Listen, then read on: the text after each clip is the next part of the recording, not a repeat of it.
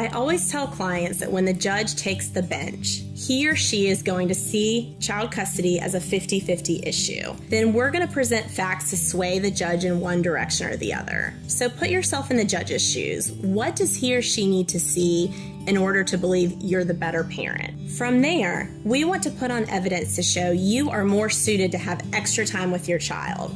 We want to show you're the parent who should have the decision-making abilities. In Greensboro, full custody is awarded much less frequently than joint custody. Joint custody can be divided into two issues: legal custody, the decision-making abilities, and physical custody, your actual time spent with your child. If you share joint legal custody, then you share in the decision-making abilities and responsibilities with the other parent. These decisions can include academic decisions, medical decisions.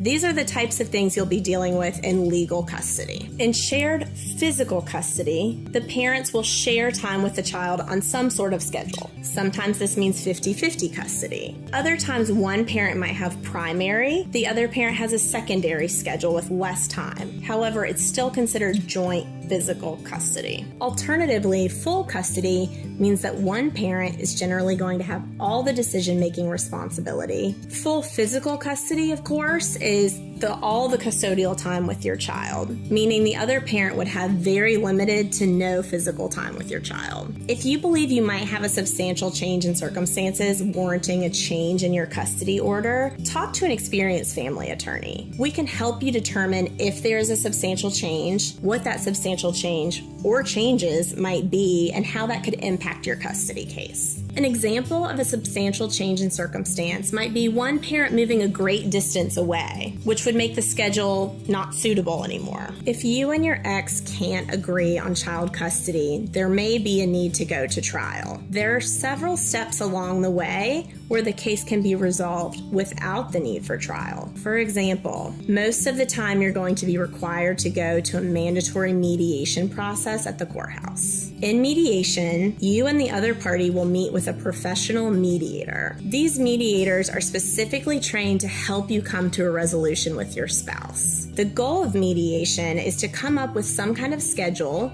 and some kind of decision-making rights and responsibilities that you and your ex can agree upon. We can help you determine whether you need to move forward with trial and exactly what that means, including what types of evidence we will need to collect and what kind of trial theory we will present to the court. Alternatively, we can talk with you about other ways to settle the case if you're still hoping to do so. For example, we can draft a proposed consent order for the other side to review and agree upon. A Dummit Fradin will give you a list of things we need from you so we can adequately prepare for trial. Among those items might be school records, medical records, photos of your home and your child's bedroom. We may need a list of witnesses you'd like to testify on your behalf, such as school teachers, neighbors, friends, and family. A child custody action in Greensboro can be very long and painful without an attorney. Come see us at Dummit Fradin and we can help make the process less painful, more efficient, and give you more confidence in the result.